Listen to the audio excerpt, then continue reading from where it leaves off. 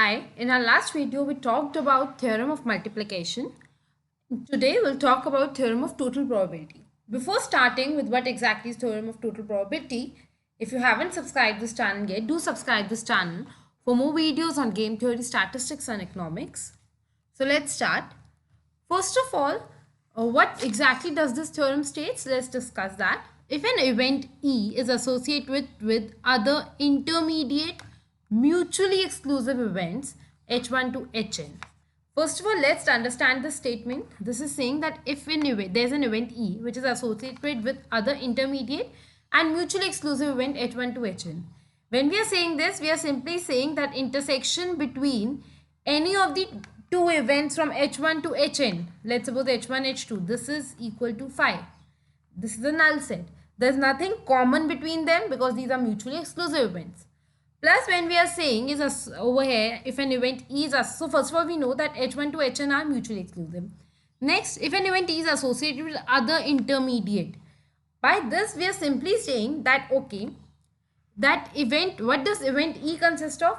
Every element or the outcome in event E is there in either of the n events, right? That is, okay, if E has, let's suppose, 100 outcomes or 100 elements in its set, event has, then in that case, each of the elements of the outcome will be there in either of the n events. That is from H1 to Hn, that element will always be present. So when we are taking, whenever we are taking, if we want E, we can use them. We are nowhere stating that H does not have any other element than E. We are nowhere stating that. We are simply saying that H has some elements, but it also have elements of E. And it is such that if we take all the elements that are present in, if we take the intersection of E and H elements, from all of them we'll get our E. Let's see what it's saying.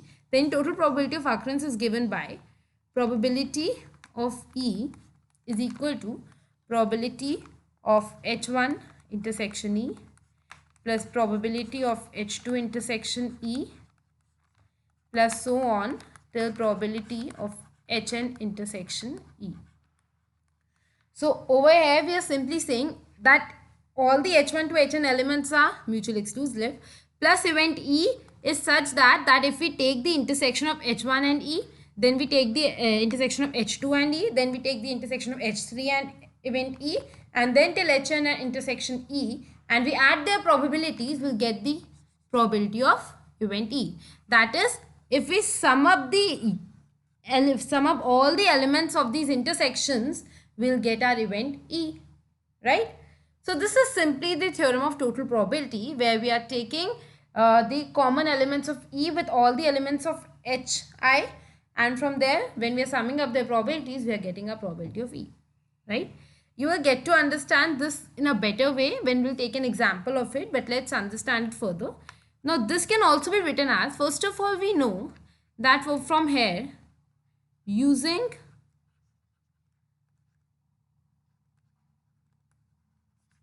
theorem of multiplication, from where, in our last video we have already seen that what it is. Using theorem of multiplication, probability of H1 intersection E is equal to probability of H1 multiplied by probability of event E given H1 has already occurred. So what we are saying, if you want H1 and E to be together, probability that H1 has occurred, then probability of that E will occur given that H1 has already occurred, right? So using this implies probability of E is equal to probability of H1 multiplied by probability of event E given H1 has already occurred plus probability of H2 into probability of event E given H2 has already occurred, and so on up till probability of event Hn given into probability of event E given Hn has already occurred. So this is our theorem of total probability, right? Now let's understand this in detail using an example.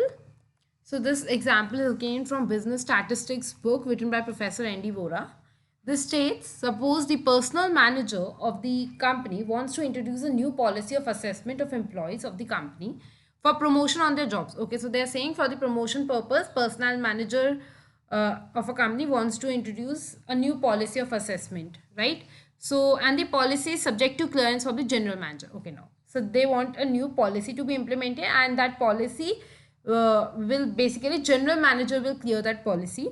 The post of general manager is currently vacant and likely to be filled soon by the appointment of one of the three deputy general managers. They are deputy general managers and need right, and out of those three, one deputy general manager will be chosen as general manager because that post is already vacant. And after that, that general manager, we are saying, will clear the policy for the new assessment of employees for their promotion. Right? Up till now we have understood this. You can read this three statements once again if you want, then we'll move further.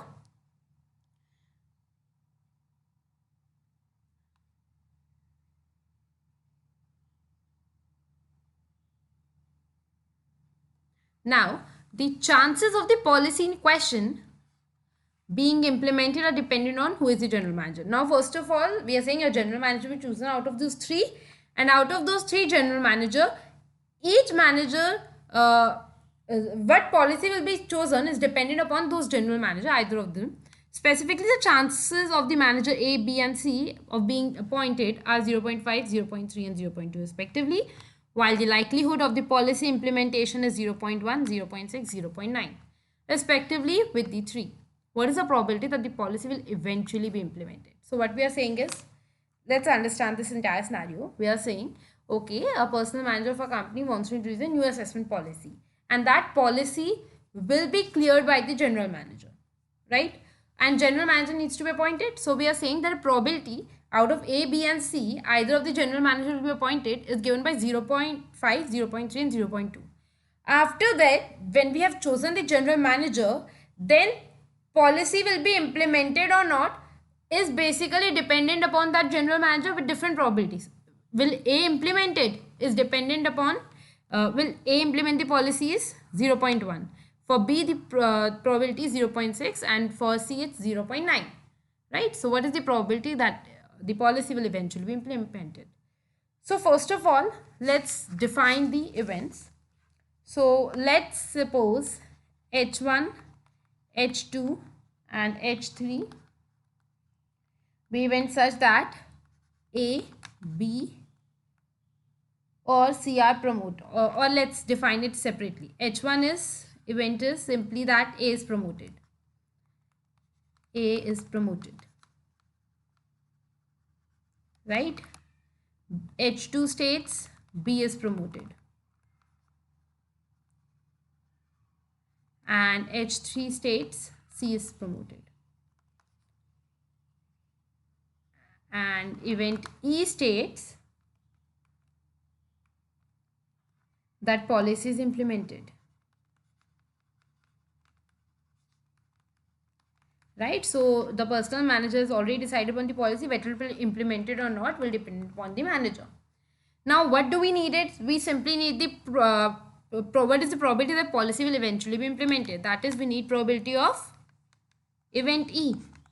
So now we again know that policy will be implemented depending upon those general managers.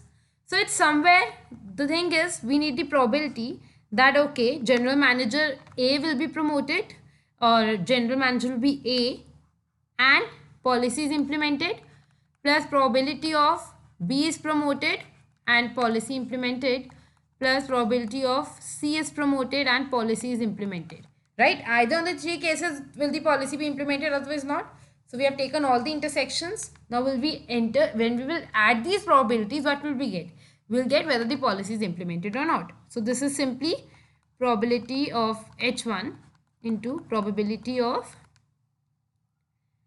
E given H1 has occurred, plus probability of H2 into probability of E given H2 has occurred, plus probability of H3 into probability of E given H3 has occurred. Right? So now let's simply list down these probabilities. Probability that A is selected is we know it is 0.5. Probability that B is selected is event probability of H2, that is 0.3, and probability of H3, that is C is promoted, is 0.2, right? And after that we need is probability that policy will be implemented given A is chosen as the manager is clearly 0.1 from here. Then probability of event E given B is the manager is 0.6. Probability that policy is implemented given the manager is C is 0.9. So now fetching in these values, we will get simply 0.5 into 0.1 plus 0.3 into 0.6 plus 0.2 into 0.9. So summing this up, we will get 0.05 plus 0.18 plus 0.18. So this is 0.41. So there are 41% chances that the policy will be implemented, right? So this is simply what the theorem of total probability states. In our next video, we will be talking about Bayes' theorem, that is one of the most important theorem in probabilities. And after that, we'll move on to probability distributions. I hope you like this video. Do subscribe this channel for more videos. Thank you.